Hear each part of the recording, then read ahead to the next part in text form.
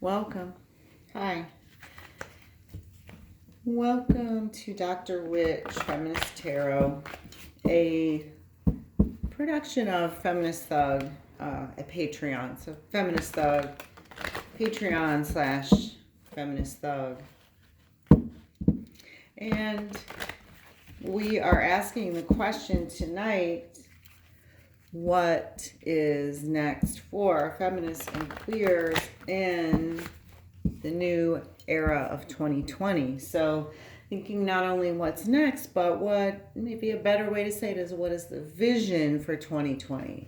So we're thinking of that as we get our deck shuffled one last time, and I am using the Rider Tarot deck. And I do that because my mentor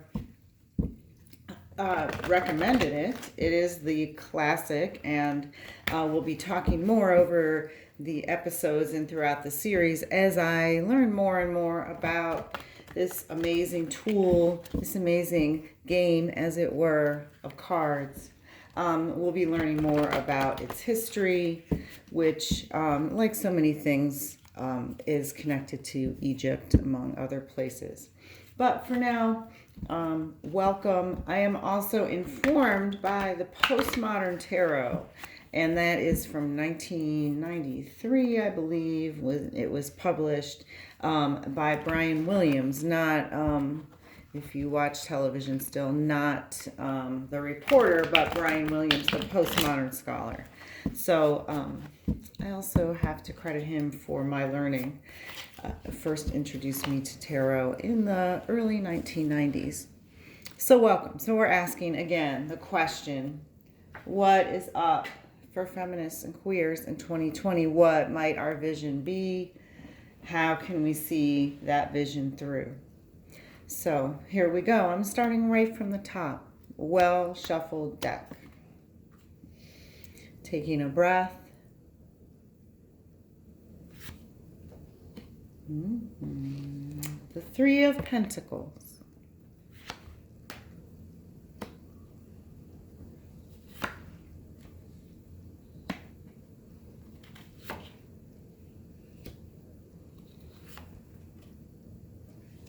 Seeing some very auspicious cards here. And while it doesn't look entirely utopian by any means, we might perhaps have a positive outcome to our question, which is a general reading for all of us. So all feminists, queers, those who love us. And once again, thank you to Feminist Thug for hosting Dr. Witch on Patreon.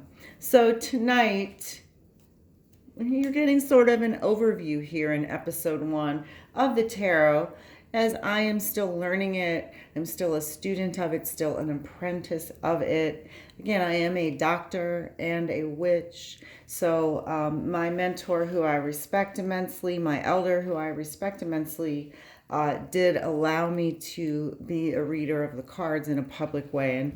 And again, a game reader of the cards, so to speak. So we have the Three of Pentacles.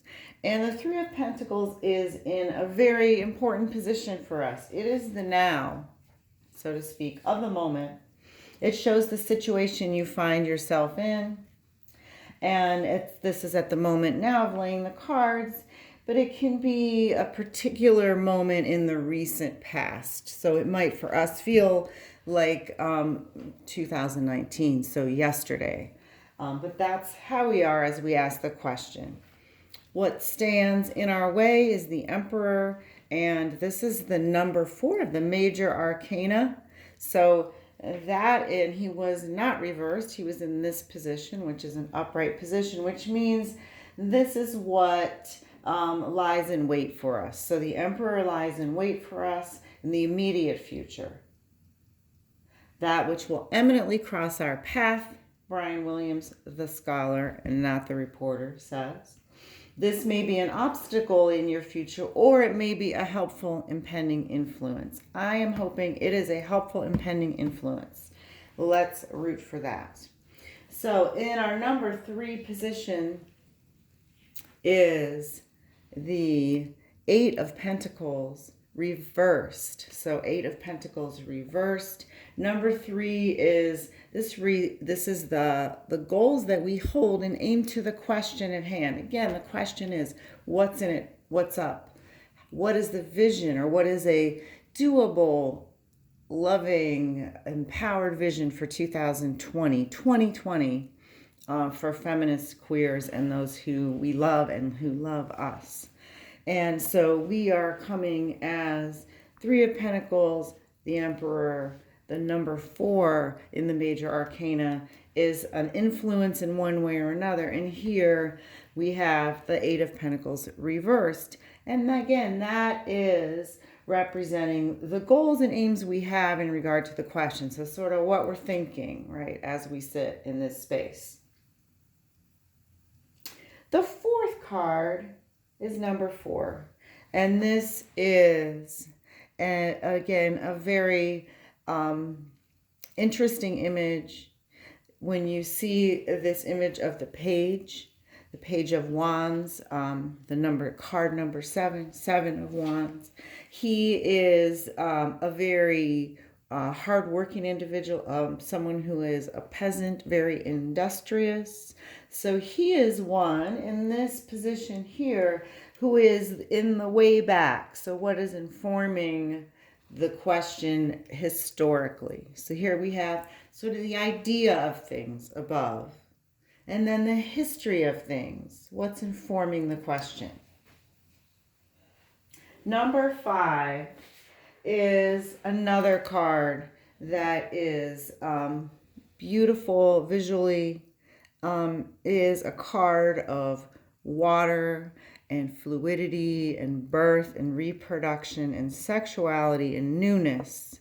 So this card is number 5, and it says lately, that the recent past reveals itself here, right? So here are factors that bear on the question at hand. So we got number 1 card of reproduction, fluidity, sexuality, and rebirth, really.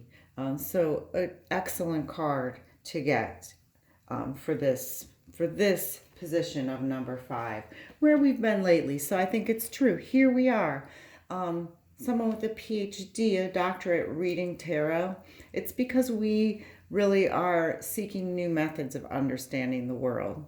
So I think this is part of that very thing, is how can we recreate a society that is not stuck on old ways, but is actually open to all kinds of knowledge and all kinds of sensate ways of being. So excellent. So let's look at this card, number 6. This is the near future, and it's in that broadest implication of the near future. So it might be next week, might be in the cosmic level 100 years from now, right? So how do we even define the future?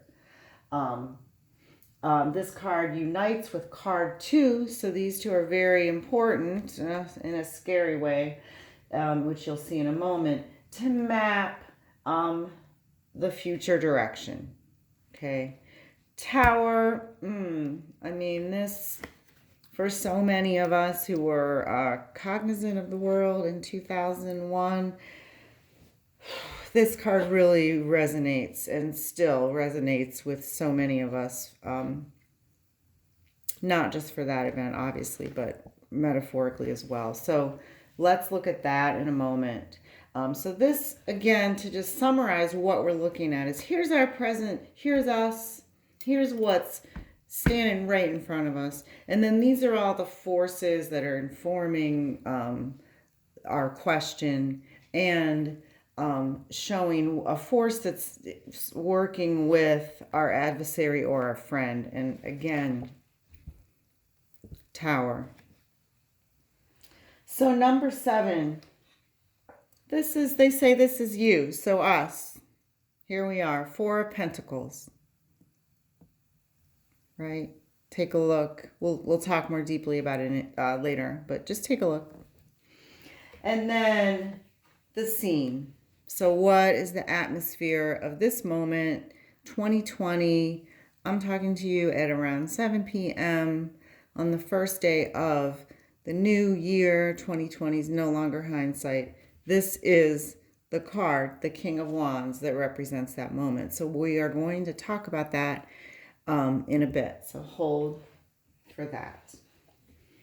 We have two more, and then this one is a cups, and again, an 8 of cups.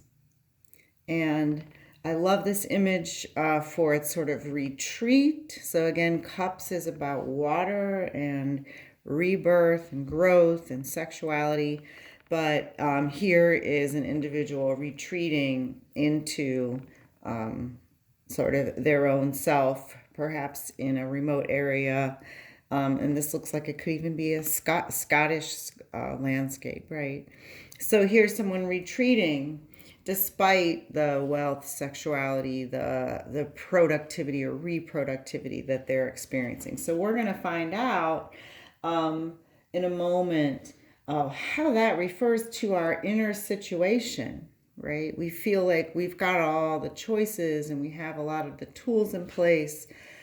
Oh, but it's so scary to step forward, or we don't know. We've been beaten up so badly over the last 3 or 4 years that we have a hard time even imagining what the fight is going to be like when we start making real money, right? So we'll look at that as we wrap up in episode 2.